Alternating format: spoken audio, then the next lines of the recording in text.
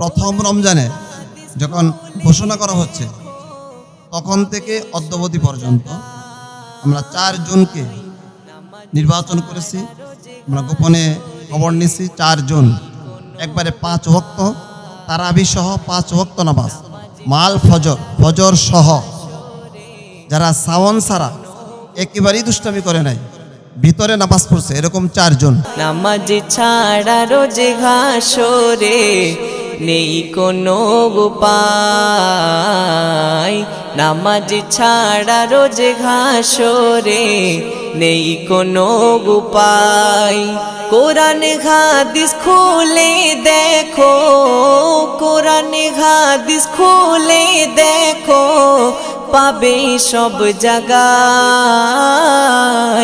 নামাজ ছাড়া রোজ ঘাসরে নেই কোনো উপায়, নামাজ ছাড়া রোজ ঘাসরে নেই কোনো উপায়। পুরস্কার বিতরণের আগে আমাদের সামনে গুরুত্বপূর্ণ নসিহত পেশ করবেন ইত্তেফাকুল ওয়াজিনের মহাসচিব, ইমাম পরিষদের সম্মানিত সাধারণ সম্পাদক, সোনাগুড়া কেন্দ্রীয় জামে মসজিদের খতিব হযরত মাওলানা ইউসুফ বিন আনাম শেখপুরি হাফিজ। হযরত মাওলানা মুখতার হোসেন সাহেব চমৎকার একটি উদ্যোগ গ্রহণ করেছেন, আন্তরিকভাবে অভিনন্দন জানাই এই মসজিদ কমিটির সকলকে এবং বিশেষ করে অত্র মসজিদের ইমাম সাহেবকে, যিনার অক্লান্ত পরিশ্রমে আজকের এই সুন্দর আয়োজন। যে আমাদের মসজিদে যখন ছোটরা বাচ্চারা নামাজ পড়তে আসে, একটু হাসাহাসি করলে, শয়তানি করলে আমাদের বড়দের এটা খুব মেজাজ গরম হয়ে যায়, অথচ এটা আমাদের জেহানে থাকে না। আজকের শিশু আগামী দিনের ভবিষ্যৎ। আজকের কথা আছে একটা, আজকের শিশু আগামী দিনের ভবিষ্যৎ। আরেকটা প্রবাদ বাক্য আছে, সৎসঙ্গ স্বর্গবাস, অসৎসঙ্গ সর্বনাশ। এই শিশু যখন সৎসঙ্গ পাবে তারা সৎ হবে, যখন অসৎ সঙ্গ পাবে তারা অসৎ হবে। এই শিশুরা যখন মসজিদে ঢুকবে, মসজিদটা হলো সৎসঙ্গের একটা কারখানা, তখন তারা সৎ হবে। আর এই শিশুদেরকে যখন মসজিদ থেকে আমরা দাবরায়া ধমকায়া রাগান্বিত হয়ে বের করে দিব, তারা যখন বাজারে বন্দরের বিভিন্ন অসৎ বাচ্চাদের সাথে মিলিত হবে, তখন তারা অসৎ হয়ে যাবে। কথা ঠিক না ঠিক? এই জন্যে আমাদের প্রত্যেকটা মুসল্লি ভাইদের প্রতি আমার অনুরোধ থাকবে, পায়ে ধরে বলি, আমাদের বাচ্চাদেরকে আমরা ধমকাইব না। আমি যখন ওই যে মক্কা মদিনায় যখন যাই, আলহামদুলিল্লাহ কয়েকবার গেছি, দেখলাম নামাজের কাতারের মাঝখান দিয়ে তারা দৌড় দেয়। একবার তারাবি নামাজ পড়তেছি, বিশাল লম্বা নামাজ, দৌড়াইতেছে, মানে এমন দৌড়, 1 কাতার পার হইয়া 2 কাতার 3 কাতার টপকায় যায়। নামাজের পরে কেউ বিরক্তির ছাপ তাদের কাছে দেখি না। হেরামের ভিতরে, স্বয়ং হেরামের ভিতরে, হুদুদে হারামের ভিতরে এই দৃশ্য, মসজিদে নববীর ভিতরে এই দৃশ্য। কিন্তু এটা আমাদের বাংলাদেশের মুসলমানদের এটা মাইন্ড অন্যরকম হয়ে যায়, আমরা মেজাজ গরম হয়ে যায়, মনে হয় তাদের শয়তানিতে আমাদের নামাজ সব শেষ, আমাদের নামাজটা শুদ্ধ হইল না। না, এরকম না। আমাদের বাচ্চাদেরকে, আমার প্রত্যেকের কাছে আমার অনুরোধ থাকবে, বাচ্চাদেরকে ধমকাবো না, তাদেরকে সৎ হওয়ার জন্য এটা একটা ট্রেনিং সেন্টার। আল্লাহ রসুল বলছেন, তোমাদের বাচ্চা যখন 7 বছর হয়ে যায়, তখন তুমি তাদের সাথে নামাজের আদেশ করো। 7 বছর বয়সে নামাজ পড়ার কথা বলছেন, আদেশ করার কথা বলছেন। আর 10 বছর বয়স হয়ে গেলে প্রহার করার কথা বলছেন, নামাজ না পড়লে তাকে প্রহার করো। আর এখন আমরা নামাজ পড়তে আসলে কথা বললে প্রহার করি। 12 বছরে বলছেন তোমরা বিছানা ত্যাগ করো যদি নামাজ না পড়ে, সন্তান যদি 12 বছর হয়ে যায়। এই জন্য শুধু আমি নামাজ পড়লাম না, দাদার হাত ধরে নাতি মসজিদে আসবে, বাবার হাত ধরে ছোট্ট শিশু সন্তানটা মসজিদে আসবে। যখন এরকম হবে সুন্দর, এই সন্তানগুলাই আগামীতে দেখবেন এরাই মসজিদের সভাপতি হবে। একজন মসজিদে আমার আপনাদের খতিব সাহেব যে কথাটা বলছেন, এখান থেকেই কিন্তু খতিব হবে, এখান থেকেই ইমাম হবে, এখান থেকে মসজিদ পরিচালনা কমিটি তৈরি হবে। এই জন্য তাদেরকে দূরে সরানো যাবে না। এখন আমাদের সামনে গুরুত্বপূর্ণ আলোচনা করবেন শিবপুর উপজেলা পরিষদ কমপ্লেক্সের সম্মানিত ইমাম ও খতিব মুফতি শেখ আব্দুল কাইয়ুম হাফিজাহুল্লাহ। সন্তান অমানুষ হওয়ার পিছনে অভিভাবকরাই সবচেয়ে বেশি দায়ী। এখন আপনারা মানেন আর না মানেন, অভিভাবকরা সবচেয়ে বেশি দায়ী সন্তান মানুষ হচ্ছে না কেন। এর মধ্যে 1 নম্বর কারণ হচ্ছে আমাদের উপার্জন হারাম, 2 নম্বর কারণ হচ্ছে আমরা সন্তানকে সময় দেই না। 1 নম্বর কারণ উপার্জন হারাম।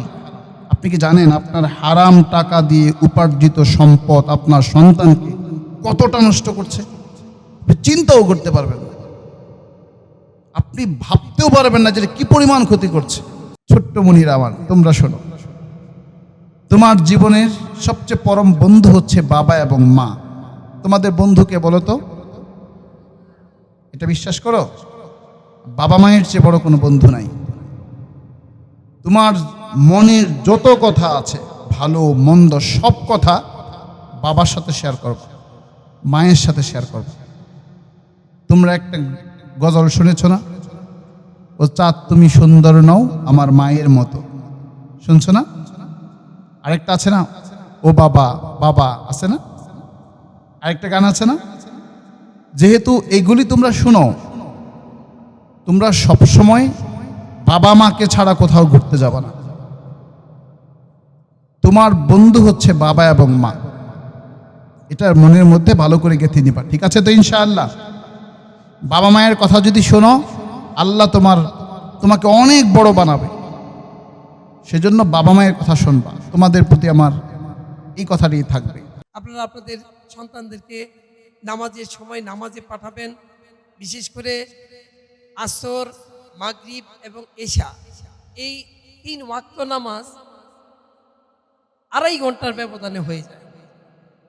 2.5 ঘন্টার ব্যবধানে হয়ে যায়। অনেক পিতামাতা মনে করে যে 3 বার যদি পড়া থেকে ওইটা নামাজে চলে যায়, তাহলে সে পড়া মুখস্থ করবে কখন? সে বাংলা, ইংরেজি, একাডেমিক যে লেখাপড়া আছে, সে ওই লেখাপড়া করবে কখন? যে 3 বেলা 3 ওয়াক্ত যদি নামাজ পড়ে, এটা কখনোই আপনারা চিন্তা করবেন না। নামাজের আগের আধা ঘন্টা এবং নামাজের পরের 1 ঘন্টা তার মস্তিষ্কে এমন কাজ করে যে তার পড়া মুখস্থ করার জন্য ওই 2 ঘন্টা সময়ই যথেষ্ট। সারাদিন সে 8 ঘন্টা পড়াশোনাও যদি করে, আর আসর থেকে এশা পর্যন্ত এই 3 ওয়াক্ত নামাজে সে যেই সময়টা অপচয় করে নামাজ পড়লো মনে করেন, তার চেয়ে বেশি তার পড়া মুখস্থ হবে। কারণ ওই মাইন্ডটাই তার কাজ করে, কোমল থাকে, তার ব্রেন শার্প থাকে পড়ার জন্য। সেজন্য তাকে নামাজের জন্য বাধা দিবেন না, নামাজ পড়তে দিবেন। আমাদের মসজিদের সাধারণ সম্পাদক মোজাম্মেল কাকাকে কিছু বলার জন্য। আমরাও চেষ্টা করি পোলামাত্রের নামাজও নেওয়ার জন্য। পিছনে তো আমরা থাকি বেশিরভাগ, আমরা চেষ্টা করি নামাজে নেওয়ার জন্য। এবার ইনশাল্লাহ ইমাম সাহেব বলছে তাদেরকে মারণ যেত না, দাব্বান যেত না। এরপরে কিছু আমরা করি না, যেমন কিছু জিনিস নাই, মোটামুটি টুনি ডাক দেয় নামাজও নিস। আশা করি ভবিষ্যতে তারা নামাজ টামাজ ইনশাল্লাহ পড়বে। এখন আমাদের সামনে সংক্ষিপ্ত আকারে বক্তব্য রাখবেন আমাদের মসজিদের সম্মানিত সভাপতি আলহাজ আব্দুল গফুর ভাই। উপস্থিত সম্মানিত মুসলিয়ান ও কোমলবতী শিশুরা, তোমরা প্রতিদিনই সঠিকভাবে নামাজ পড়বে মসজিদে আসা। পারবা তো? সবাই পড়বা? হ্যাঁ, ইনশাল্লাহ সবাই আসবা। প্রথম রমজানে যখন ঘোষণা করা হচ্ছে, তখন থেকে অদ্যাবধি পর্যন্ত আমরা 4 জনকে নির্বাচন করেছি। আমরা গোপনে খবর নিছি 4 জন একবারে 5 ওয়াক্ত তারাবি সহ 5 ওয়াক্ত নামাজ, মাল ফজর সহ, যারা সাওয়ান ছাড়া একেবারেই দুষ্টামি করে নাই, ভিতরে নামাজ পড়ছে, এরকম 4 জন। এই 4 জনের জন্য এই বিশেষ 4টা পুরস্কার। 4 জনের মধ্যে একজন হলো সাইফ শাহিন বের ছেলে। সাইফকে আপনি আসো, দাঁড়াও, পরে পুরস্কার দেওয়া হবে। 2 নম্বর অনয় কোথায়? 3 নম্বরটা কে? এই যে রিয়াদ কোথায়? মাশাআল্লাহ। 4 নম্বর হাসান, মাশাআল্লাহ। এই 4 জন ফজর সহ এবং ভিতরে নামাজ পড়ছে। তাদের রিপোর্ট নিয়েছে, দুষ্টামি করে নাই, তারা বরঞ্চ চেষ্টা করছে আরো সুন্দর পরিবেশ ঠিক রাখার জন্য।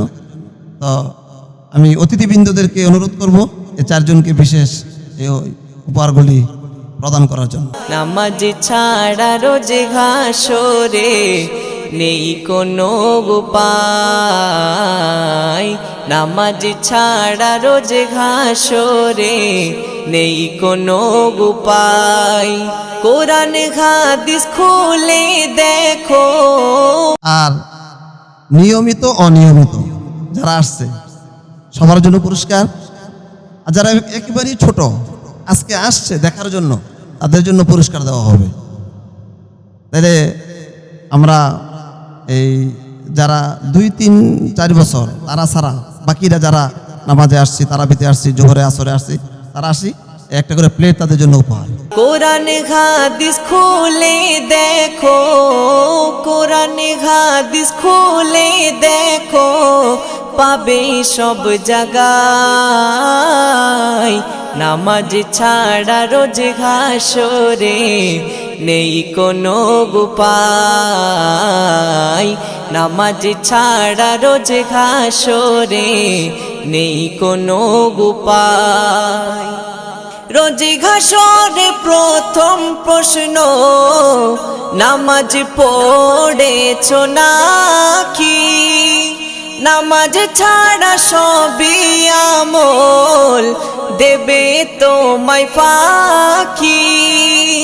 রোজ হাসরে প্রথম প্রশ্ন, নামাজ পড়েছো নাকি? নামাজ ছাড়া সবই আমল দেবে তোমায় ফাঁকি। প্রথম হিসাব হবে নামাজ, প্রথম হিসাব হবে নামাজ। হাদিসেতে রয় নামাজ ছাড়া রোজ হাসরে নেই কোনো উপায়। নামাজ ছাড়া রোজ হাসরে নেই কোনো উপায়।